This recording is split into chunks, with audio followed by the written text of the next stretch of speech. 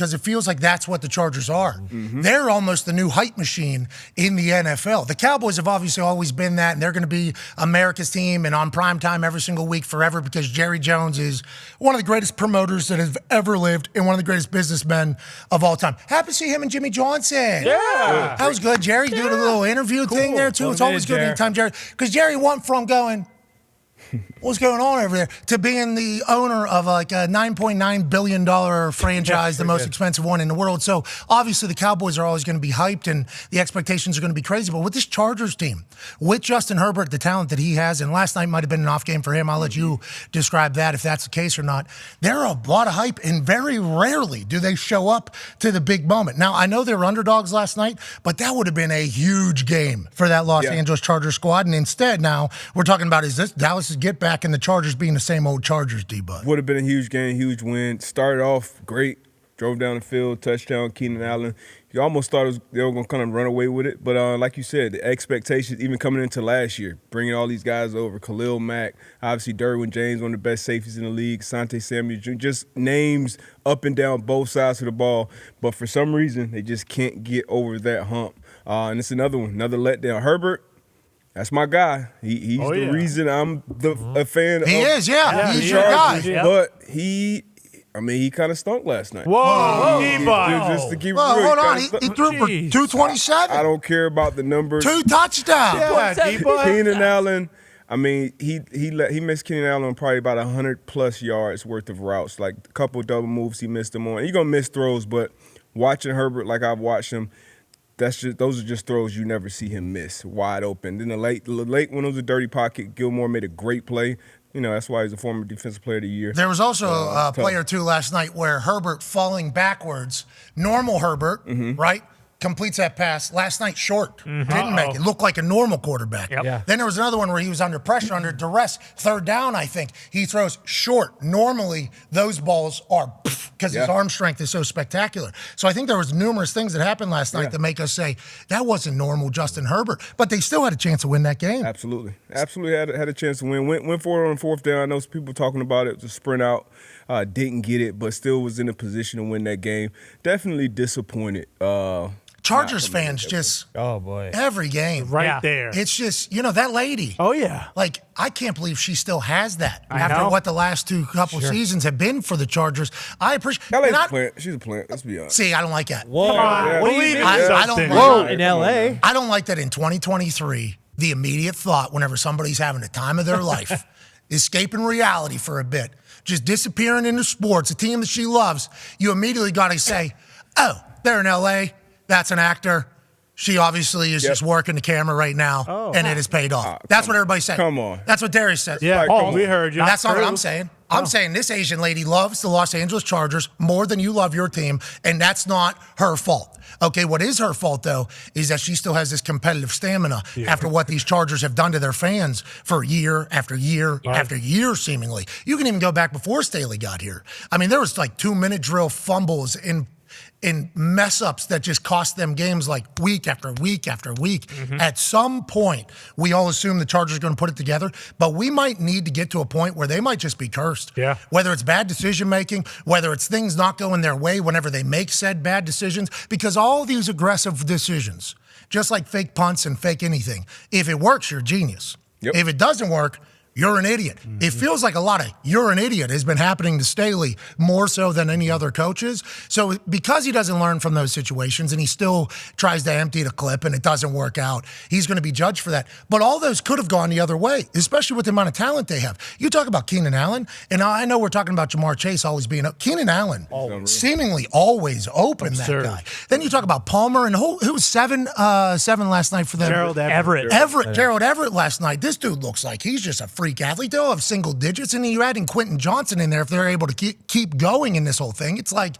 they have all the weapons to be as aggressive as the Kansas City Chiefs are. There's good reason for them want to have faith in their offense to pick up a fourth down or to do something special.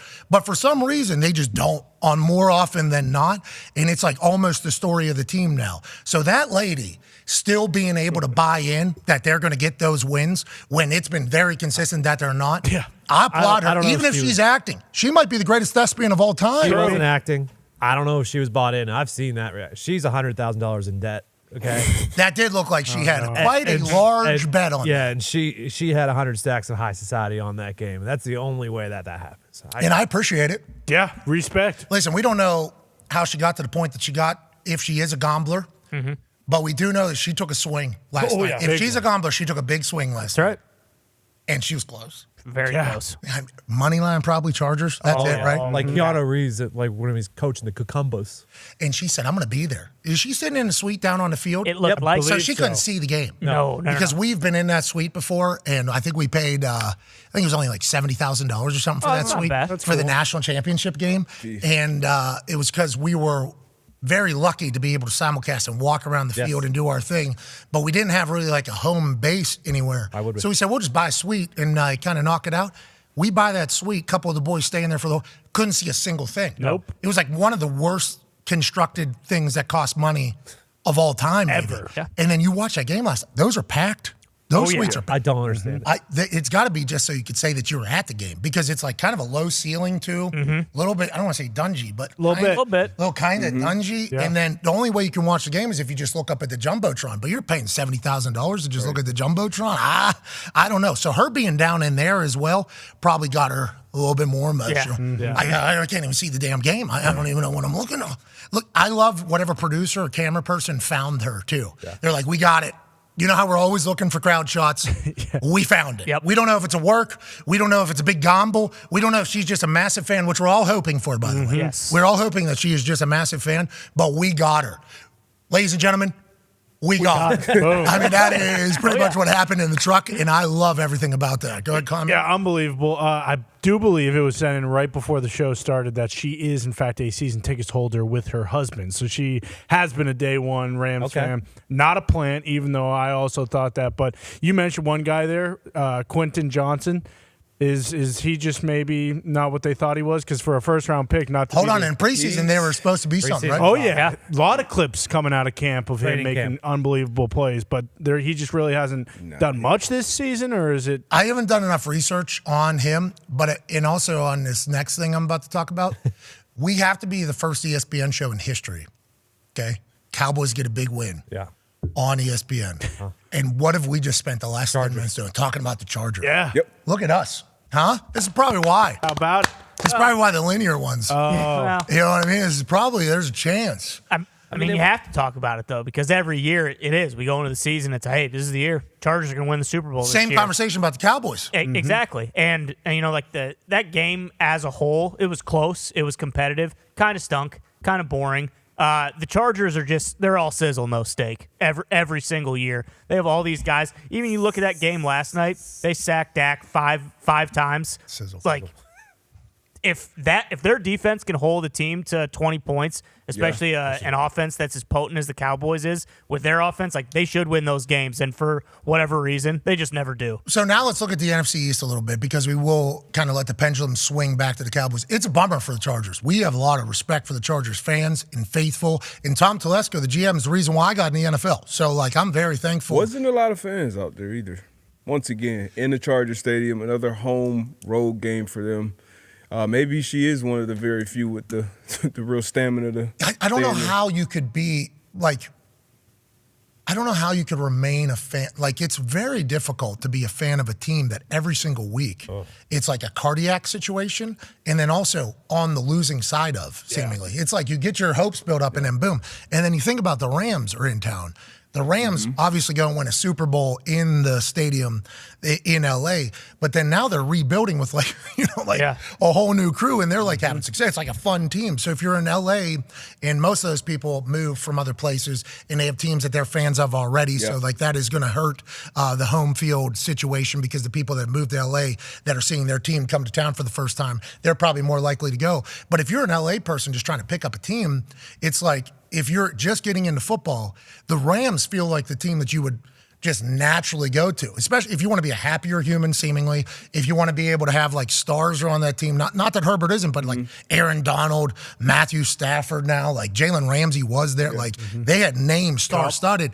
It's almost like the race to get all the football fans in LA. The Rams hit hard, hit early, had success, and now they're rebuilding again. And it's like, what are Chargers fans going through? Well, it's like every single week you have no idea how you're going to lose, but you know it's coming. That's a tough thing when you're trying to build a brand. I appreciate that they're an explosive brand. I appreciate that they think about how it's got to be entertaining football because we are trying to attract new fans.